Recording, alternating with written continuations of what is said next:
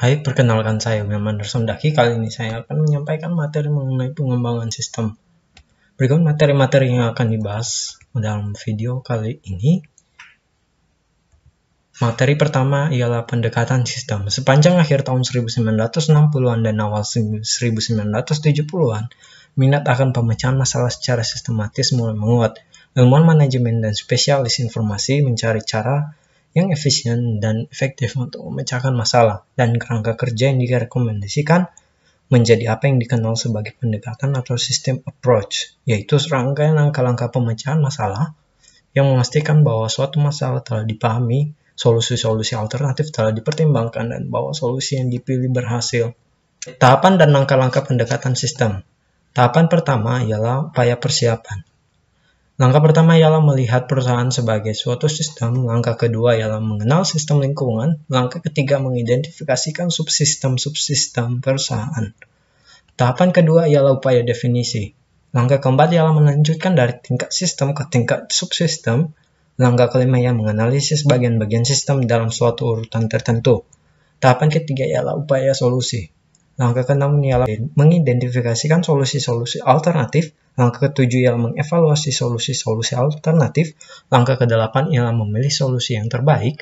Langkah kesembilan ialah mengimplementasikan solusi. Langkah ke-10 ialah menindaklanjuti untuk memastikan bahwa solusi tersebut efektif. Materi kedua ialah siklus hidup pengembangan sistem. Pendekatan sistem merupakan sebuah metodologi. Metodologi adalah suatu cara yang direkomendasikan dalam melakukan sesuatu. Pendekatan sistem adalah metodologi dasar dalam memecahkan segala jenis masalah. Siklus hidup pengembangan sistem atau System Development Life Cycle atau SDLC adalah aplikasi dari pendekatan sistem bagi pengembangan suatu sistem informasi.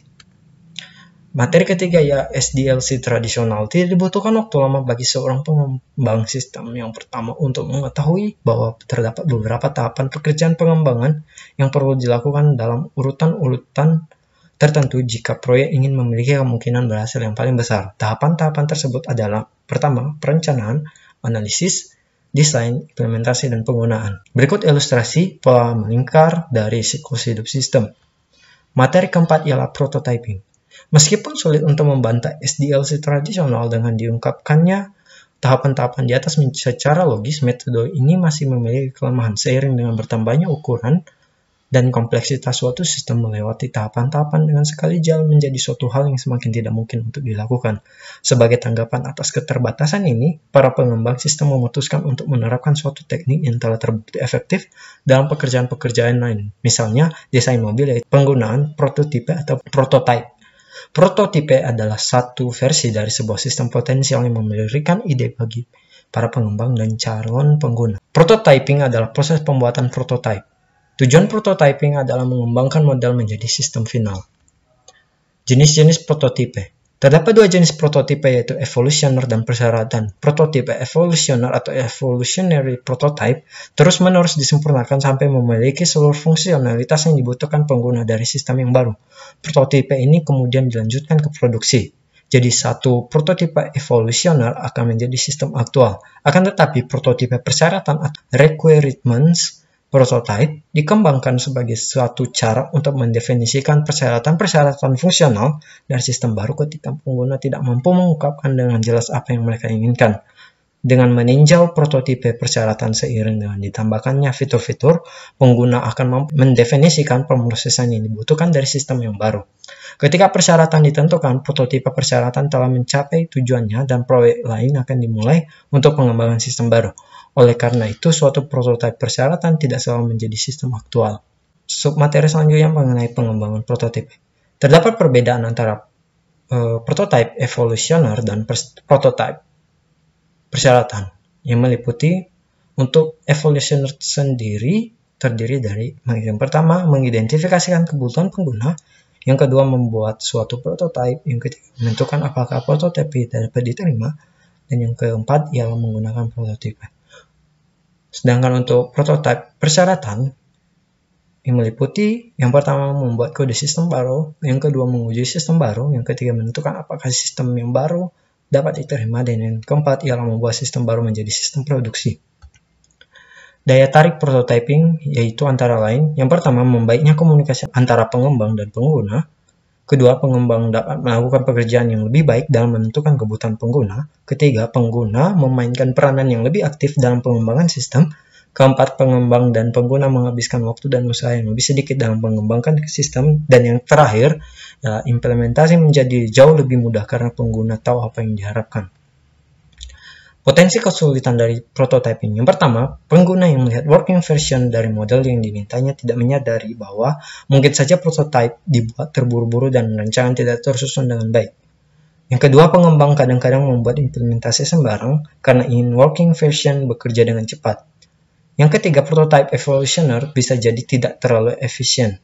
Dan yang terakhir, antarmuka komputer manusia yang diberikan oleh beberapa alat prototyping tertentu kemungkinan tidak dapat mencerminkan teknik-teknik desain yang baik.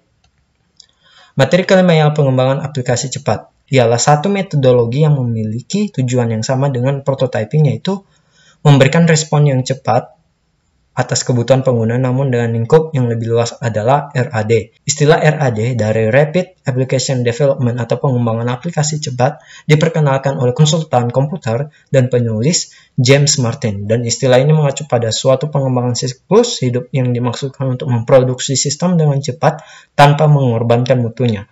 RAD adalah kumpulan strategi, metodologi, dan alat terintegrasi yang terdapat di dalam suatu kerangka kerja yang disebut rekayasa informasi. Unsur-unsur penting RAD adalah sebagai berikut, yaitu manajemen orang, metodologi, dan alat-alat. Materi keenam ialah pengembangan berfase. Pengembangan berfase atau phased development adalah suatu pendekatan bagi pengembangan sistem informasi yang terdiri atas 6 tahap. Itu tahap pertama investigasi awal, tahap kedua ialah analisis, tahap ketiga ialah desain, tahap keempat ialah konstruksi awal, tahap kelima ialah konstruksi akhir, dan tahap terakhir ialah pengujian dan pemasangan sistem. Materi ketujuh ialah desain ulang proses bisnis. Manajemen seringkali menyimpulkan bahwa pendekatan-pendekatan baru hendaknya dilakukan untuk sistem-sistem dengan memanfaatkan secara penuh kemajuan di bidang teknologi komputer modern. Proses pengertian ulang sistem disebut dengan istilah desain ulang proses bisnis, rekayasa ulang, atau disebut juga dengan istilah desain ulang proses bisnis atau business process redesign atau BPR. Inisiasi strategis proyek-proyek BPR. BPR memiliki potensi pengaruh dramatis pada perusahaan dan operasinya, hingga proyek-proyek seperti ini biasanya dicetuskan di tingkat manajemen strategis. Selanjutnya, rekayasa terbalik. Rekayasa terbalik ada proses menganalisis sistem yang sudah ada untuk mengidentifikasi unsur-unsur dan saling keterhubungan di antara unsur-unsur tersebut, sekaligus untuk membuat dokumentasi pada tingkat abstraksi yang lebih tinggi daripada yang telah ada pada saat ini. Selanjutnya, rekayasa ulang ialah merancang ulang sebuah sistem seluruhnya dengan tujuan mengubah fungsionalitasnya atau ukuran dari apa yang dikerjakan oleh sistem. Selanjutnya, pemilihan komponen-komponen BPR. Komponen-komponen BPR dapat diterapkan secara terpisah atau digabung, tergantung pada tingkat kemungkinan yang dicari. Materi ke-8 ialah menempatkan SDLC tradisional, prototyping, RAD, pengembangan berfase, dan BPR dalam perspektif. SDLC tradisional, prototyping, RAD, dan BPR merupakan metodologi yang direkomendasikan dalam mengembangkan sistem informasi dan dapat digunakan di dalam suatu proyek BPR untuk memenuhi kebutuhan pengguna dengan cara terbuka. Materi ke-9, alat pengembangan sistem. Pendekatan sistem dan berbagai siklus hidup pengembangan sistem adalah metodologi. Metodologi sama seperti sebuah cetak biru yang digambarkan oleh arsitek untuk memandu para kontraktor, tukang listrik, dan sejenisnya ketika mereka membangun sebuah rumah. Sama halnya seperti metodologi yang memandu para bank sistem ketika mereka membuat sistem. Salah satu pendekatan sistem adalah pendekatan yang dipicu oleh data dan dipicu oleh proses. Selama tahun-tahun awal pengembangan sistem komputer, hampir seluruh perhatian diberikan ke proses-proses yang akan dikerjakan oleh komputer, sebagai kebalikan dari data yang akan dipergunakan. Munculnya sistem manajemen basis data di tahun 1970 menarik perhatian akan pentingnya desain data. Materi ke-10, pemodelan proses. Pemodelan proses pertama kali dilakukan dengan menggunakan diagram alur atau flowchart. Diagram ini mengilustrasikan aliran data melalui sistem dan program. International Organization of Standardization atau disingkat ISO menciptakan standar untuk bentuk-bentuk simbol flowchart, memastikan penggunaannya di seluruh dunia. Masuk materi selanjutnya adalah diagram arus data. Suatu diagram arus data atau data flow diagram atau disingkat DFD adalah penyajian dari grafis dari sebuah sistem yang mempergunakan 4 bentuk simbol untuk mengilustrasikan bagaimana data mengalir melalui proses-proses yang saling tersambung. 4 simbol tersebut mencerminkan satu unsur-unsur lingkungan dengan mana sistem berinteraksi, kedua proses, ketiga arus data, dan keempat penyimpanan data. Diagram arus data bertingkat atau level data flow diagram, yaitu tambahan DFD yang dapat digunakan untuk menghasilkan dokumentasi dengan tingkat yang lebih ringkas dan lebih terperinci. Selanjutnya diagram konteks atau konteks diagram. Diagram ini terdiri atas satu simbol proses tunggal yang melambangkan keseluruhan sistem. Diagram ini menunjukkan arus data yang mengarah dan keluar dari terminator. Selanjutnya diagram nomor N mendokumentasikan suatu proses dari sebuah DFD dengan tingkat detail yang lebih besar. N melambangkan nomor proses pada tingkat yang lebih tinggi dari sesuatu yang sedang didokumentasikan. Berapa banyak detail yang harus ditampilkan? Terdapat 2 aturan umum yang membantu para pengembang dan dalam memutuskan beberapa banyak tingkat DFD yang akan digunakan. Pertama adalah membatasi satu DFD menjadi tidak lebih dari 6 hingga 8 proses. Kedua adalah menggunakan alat lain untuk mendokumentasikan tingkat detail yang paling rendah, tapi dengan menggunakan tidak lebih dari 1 halaman. Submateri selanjutnya adalah kasus penggunaan. Kasus penggunaan adalah suatu uraian naratif dalam bentuk kerangka dari dialog yang terjadi antara sistem primer dengan sistem sekunder. Dalam banyak kasus, sistem primer adalah sebuah program komputer dan sistem sekunder adalah orang-orang yang berinteraksi dengan program komputer.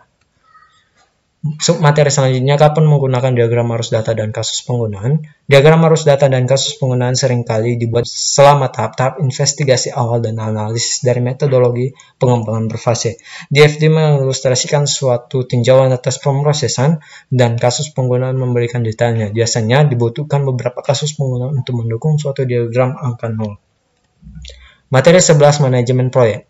Manajemen proyek merupakan suatu proses dari perencanaan, pengaturan, kepemimpinan, dan pengendalian dari suatu proyek oleh para anggotanya dengan memanfaatkan sumber daya seoptimal mungkin untuk mencapai sasaran yang telah ditentukan.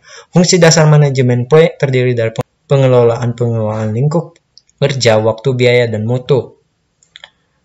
Submateri selanjutnya, steering committee SIM.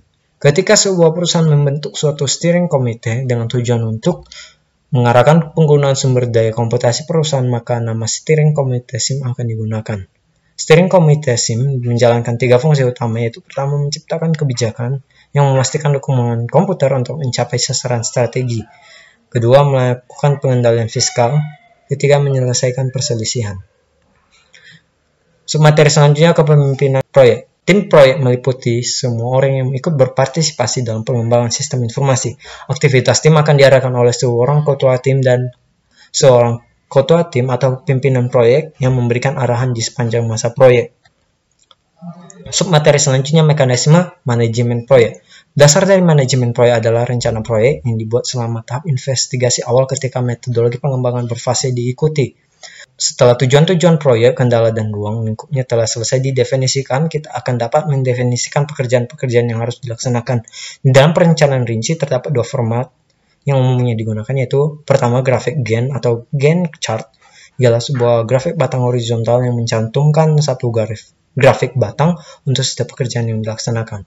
Yang kedua, diagram jaringan atau network diagram ialah sebuah gambar yang mengidentifikasikan aktivitas-aktivitas dan menghubungkannya dengan panah-panah untuk menunjukkan urutan-urutan pengerjaan. Submateri selanjutnya adalah dukungan web bagi manajemen puncak. Selain sistem manajemen proyek berbasis peranti lunak seperti Microsoft Project, dukungan juga dapat diperoleh dari internet. Materi ke-12 ialah mengestimasi biaya proyek. 3 metode untuk mengestimasi biaya dan jadwal proyek. Yang pertama, informasi mengenai sistem tertentu yang sedang dibuat dan orang yang akan melakukan pengembangan. Yang kedua, pengalaman historis. Yang ketiga, pengetahuan mengenai proses-proses pengembangan peranti lunak dan alat-alat serta teknik estimasi. Proses pengestimasian biaya terdiri atas sekumpulan input, alat-alat, dan teknik, serta output.